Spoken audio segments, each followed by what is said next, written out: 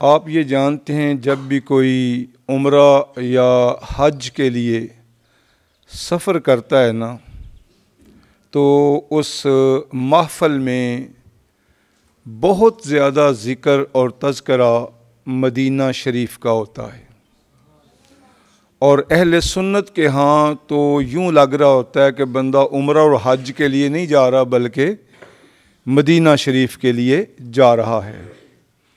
और अहले सुन्नत व जमात के जज्बात भी इस बात की अक्कासी करते हैं कि वाक़अतन मदीना की हाज़री का जज्बा, जुनून, शौक़ कितना उस पर ज़्यादा है।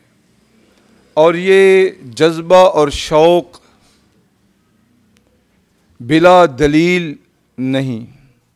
मेरे और आपके आका जब मक्कतुल मुकर्रमा से हिजरत फरमाकर मदीना की तरफ तशरीफ़ ले जा रहे हैं, तो आपने अपने रब की बारगाह में अर्ज़ किया, अल्लाह मुझे तेरा ये शहर, ये मक्का, तेरा घर बड़ा अज़ीज़ है। अगर ये लोग मुझे मजबूर न करते तो मैं इसे छोड़कर न जाता। और दुआ की, अल्लाहुम्मा हब्बिब इलैनल मदीना का हुब्बिना मक्का औ अशद्दो औ कमा काल नबी सल्लल्लाहु अलैहि वसल्लम। प्यारे आका रब की बारगाह में अब इल्तिजा कर रहे हैं, ए अल्लाह हमें मदीना की मोहब्बत अता कर दे, इस तरह जिस तरह मक्का की मोहब्बत अता की।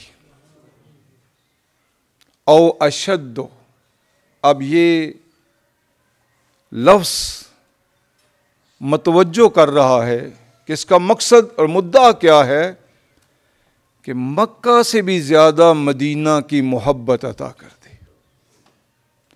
उसकी वजह क्या है? हमारे दिलों में ये मोहब्बत इतनी बढ़ क्यों गई है? इसलिए कि अल्लाह का महबूब और हमारा महबूब मदीने में रहता है, और जहाँ महबूब रहता हो उसकी मोहब्बत ज़्यादा होती है और ज़्यादा होनी चाहिए।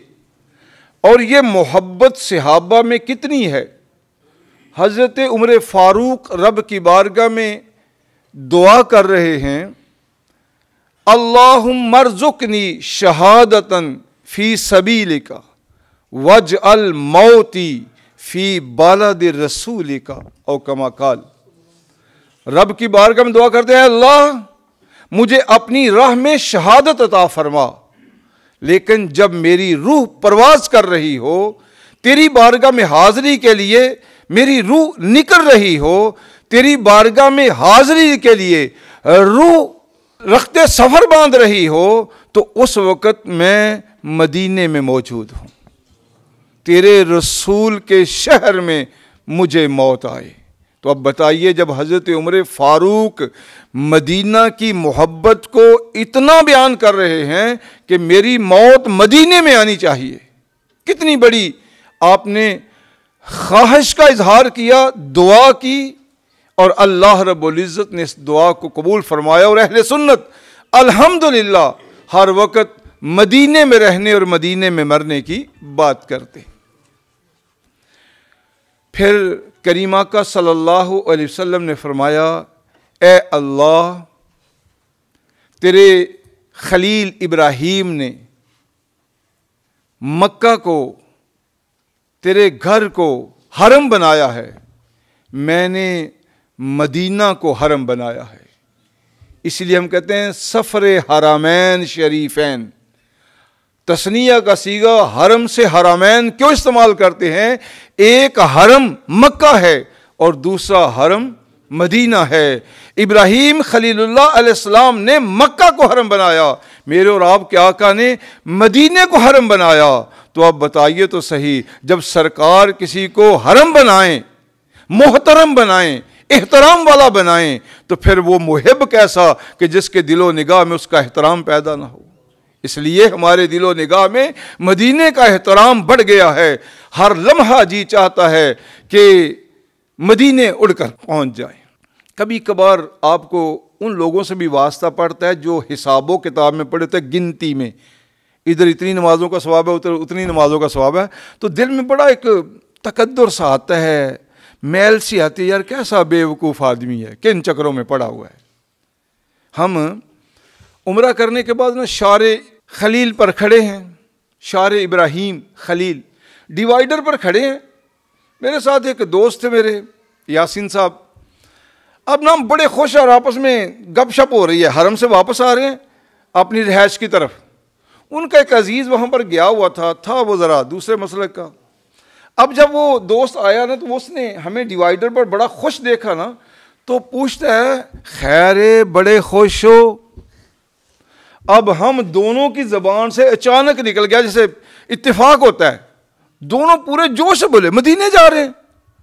अब वो आगे से पता क्या कहता है, कहता लो जी उथे की लैन चले, इत्थे लख नमाज का सवाब है, उथे 50,000 नमाज का सवाब है। मैंने कहा मौलवी अगर तू पाकिस्तान च गल करदा तो मैं लित्तर ला लेना सी, फिर तेनों गिनती करके दसदा किन्ने हुंदे ने बंदे दा पुत्र ना होवे ते। सानू की पता अल्लाह नमाज कबूल की है कि नहीं की, सानू इन्ना पता हजूर दे दर ते जावांगे उत्थे कबूलियत नूं रोक कोई नहीं सकता। और मेरे रसूल ने तो यहां तक कह दिया, मन ज़ारा कब्री वाजबत लहू शफाअती, एक बारी मेरे को आओ तो सही, मेरी बारगाह च हाज़री ते दिओ, मेरे रोज़े की ज़ियारत ते करो, फिर मैं तुहानूं दस्सां मैं किवें रब दी बारगाह सिफारिश करना। तो सानू यकीन है जो अल्लाह के रसूल ने रब दी बारगाह सिफारिश कर दी थी, सारा कम मामला बख्शा गया। तू रख नमाज़ां अपने कोल, असीं ते भाई उत्थे जावांगे। बात यह है कि हमारे अंदर जो ये जज्बा और जज्बात है ना, उसकी एक वजह है। अब कहते हैं ना, अभी बात हो रही थी मुझसा गुनाहगार मदीने में रहे, और हुजूर की मेहमानी की बात कर रहे थे कि मदीने में मेहमान बनकर रहे। अब कई बार तसव्वुर होता है, यार मेरे जैसा गुनाहगार बंदा मदीने में जाके मेहमान बन के, हुजूर का मेहमान बन के कैसे रहेगा।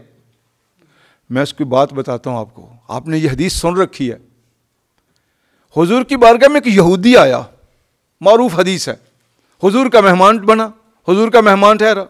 अब आप देखें हुजूर ने एक यहूदी मेहमान के साथ क्या सलूक किया है। रात को 6 या 7 बकरियों का दूध पी गया जवान।